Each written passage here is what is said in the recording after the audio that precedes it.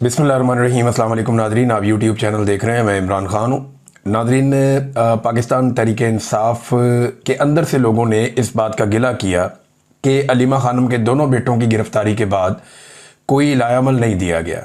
ना पार्टी में कोई आला सतह की मीटिंग हुई, ना इसके ऊपर कोई चीज़ें तय की गई, ना कोई लायामल ऐसा बनाया गया कि कारकुन निकलेंगे, एहतजाज करेंगे या आवाज़ उठाई जाएगी। वैसे ये मामला ऐसा है जिस पे पाकिस्तान के अंदर और पाकिस्तान के बाहर बैनुल-अक़वामी सतह पे भी आवाज़ उठाई जानी चाहिए। ये तो इमरान खान साहब को दबाने के आखिरी हरबों में से एक है। अगर इमरान खान साहब की फैमिली को भी दबा लिया गया फिर तो कहानी ख़त्म। इमरान खान ऑलरेडी जेल में है, उनकी फैमिली को अगर दबा लिया जाता है तो बाहर जो मालूमात आती हैं वो आना बंद हो जाएंगी और चीज़ें उसी तरह कंट्रोल हो जाएंगी जैसे पाकिस्तान की मिलिट्री एस्टेब्लिशमेंट चाहती है। अब ये ओवरसीज़ पाकिस्तानियों की भी जिम्मेदारी है, वो भी आवाज़ उठाएं। जो पाकिस्तान के अंदर लोग हैं वो भी आवाज़ उठाएं, क्योंकि जो आखिरी आवाज़ें हैं उनको दबाने की कोशिश की जा रही है। इसमें आईएसएफ ने लीड ली है और आईएसएफ ऑफिशियल पेज के ऊपर ये छपा है कि इमरान खान और उनका ख़ानदान मुज़ामत का निशान बना हुआ है। उनकी बीवी, बहनें, भांजे सब ही इस फाशिस्ट निज़ाम का डट कर मुकाबला कर रहे हैं। कप्तान और उसके ख़ानदान से इज़हार यकजहती के लिए आईएसएफ मुल्क भर में एहतजाज का ऐलान करती है और 26 अगस्त बरोज़ मंगल मुल्क भर में कप्तान और उसके ख़ानदान से इज़हार यकजहती के लिए पुरअमन एहतजाज होगा। तो ये 26 तारीख मंगल वाले दिन यानी परसों के लिए ऐलान कर दिया आईएसएफ ने।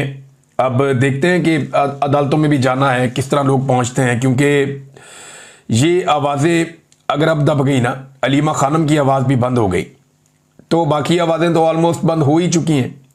अब ये एक आवाज़ रह गई, अगर ये भी बंद कर दी गई और कुछ आवाज़ें थोड़ी बहुत बाकी हैं उन्हें भी दबा लिया गया तो फिर पाकिस्तान में बोलने वाला कोई नहीं बचेगा।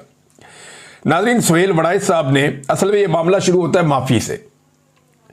जो माफ़ी की एक ख्वाहिश है जिसका इजहार सुहेल वड़ाइच के सामने किया गया और फिर सुहेल वड़ाइच साहब ने उसे कॉलम की जीनत बना दिया। अब एक नूरा कुश्ती चल रही है, कभी सुहेल वड़ाइच कुछ कहते हैं, कभी वहाँ से स्टेटमेंट आता है, कभी मौलवी बीच में बढ़ जाता है।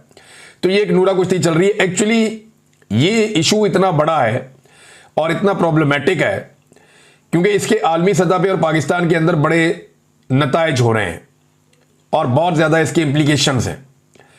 जैसा कि जब आलमी सतह पे जाते हैं फील्ड मार्शल या उनके साथी तो वो ये कहते हैं जी अदालतों में मामला है इमरान खान का, हमारा उससे क्या लेना देना।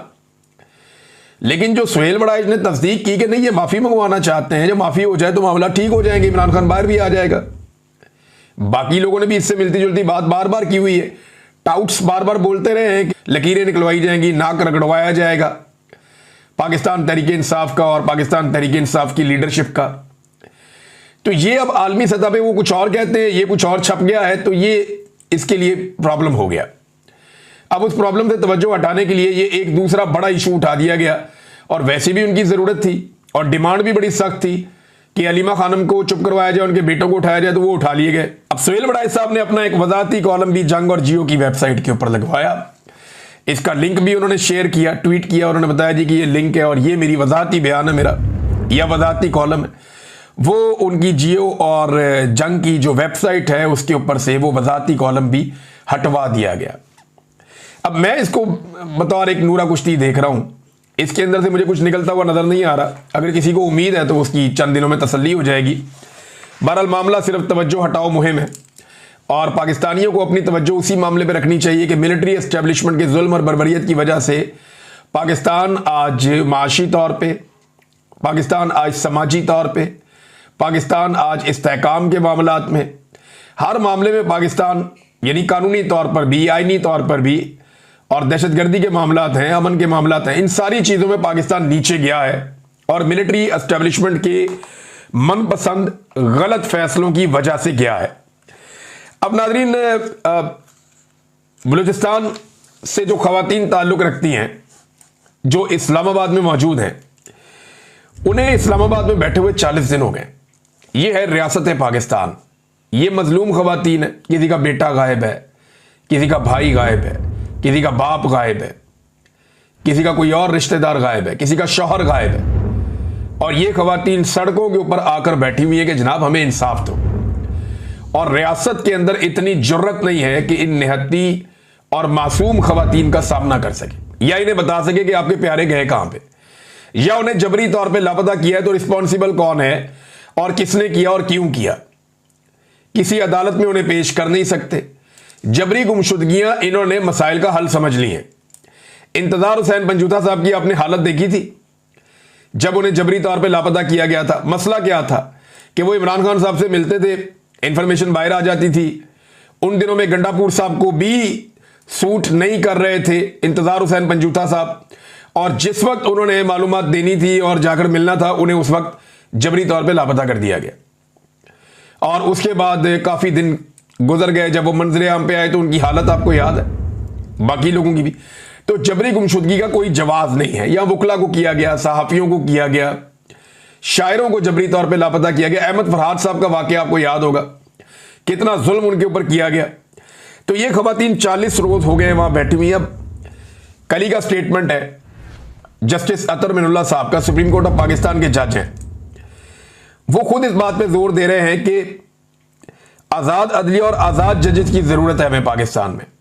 ना पाकिस्तान में आजाद अदलिया है, ना पाकिस्तान में आजाद जजेस हैं।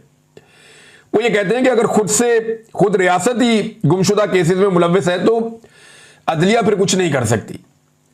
उन्होंने शर्म दिलाते हुए कहा कि हमें शर्म आनी चाहिए। मैंने चीफ जस्टिस को खत भी लिख के बताया, लेकिन फायदा नहीं हुआ। तो जजेस जिम्मेदार हैं, ये खुद जस्टिस अतर मिनुल्लाह कह रहे हैं। लेकिन जजेस पहले कंप्रोमाइज करते थे सिस्टम के लिए थोड़ा बहुत। तो थोड़ा बहुत जब कंप्रोमाइज करते थे ना, उस वक्त भी मैंने कई दफा कहा कि आप ये ना करें। अब वो जो कंप्रोमाइज थोड़ा बहुत करते थे उसका नतीजा आज ये निकला है कि आज पूरा का पूरा सिस्टम ही कंप्रोमाइज हो गया है। अगर जजेस उस वक्त डटकर खड़े हो जाते कि 90 दिन में इलेक्शन करवाने हैं, तो आज पाकिस्तान की मिलिट्री एस्टेब्लिशमेंट की मुट्ठी में पाकिस्तान इस तरह ना होता, पूरा निजाम इस तरह उनकी मुट्ठी में ना होता जिस तरह ये अभी है। अगर 90 दिन में ये आईनी तौर पे इलेक्शन करवा देते, लेकिन सब दोनों मियां की गई।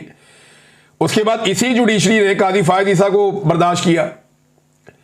फिर काजी फायद ईसा ने जो पाकिस्तान की अदलिया के साथ किया वो आपके सामने। अब सोने पे सुहागा जो अब जजेस आए हुए हैं उन्होंने तो उससे भी ज्यादा तबाही फेर दी है। बल्कि 26वीं आईनी तरमीम के बाद अदलिया को मुकम्मल तौर पर तकरीबन तबाही कर दिया गया है। मारंग बलोच का आमना जजुआ साहिबा का नाम जस्टिस अतर मिनुल्लाह किसी और तरह लेते हैं। रियासत कहती है वो दहशतगर्द है या दहशतगर्दों के सहूलतकार है। भाई वो तो कानून और आइन के मुताबिक इंसाफ मांगते हैं। मारंग बलोच में अभी अदालत में आकर क्या कहा कि इस मुल्क में कोई आइन और कानून है या नहीं है। भाई है तो उसके मुताबिक आप इंसाफ दें ना। आप जबरी तौर पे गुमशुदगियां कैसे कर सकते हैं। अच्छा, पहले इन्हें लगता था कि मारंग बलोच को उनके साथियों को दबा लेंगे। अब वो इतने अरसे से जेलों के अंदर बंद हैं, उनका डर ही निकलता जा रहा है। अब जब मैं उन्हें देखता हूं कि वो अदालतों में आए हैं, पहले जब मैंने शुरू में देखा तो मुझे लगा थोड़ा सा एक दबाव उन पे है, लेकिन अब जब वो आते हैं तो वो अदालत को भी बेनकाब करते हैं, पूरे सिस्टम को बेनकाब करते हैं, खुलकर बात करते हैं और बहादुरी के साथ बात करते हैं। तो जितना आप किसी को ज्यादा जेल में रखते हैं उसका जेल का डर कम होता चला जाता है। जैसा कि इमरान खान साहब है। इमरान खान साहब के बारे में एक के बाद एक गवाही आती है। या पीर साहब पगड़ा, ये सिंध के बहुत बड़े लीडर हैं, एक बहुत बड़े इज्तिमा से ये खिताब कर रहे हैं। तो पीर पगाड़ा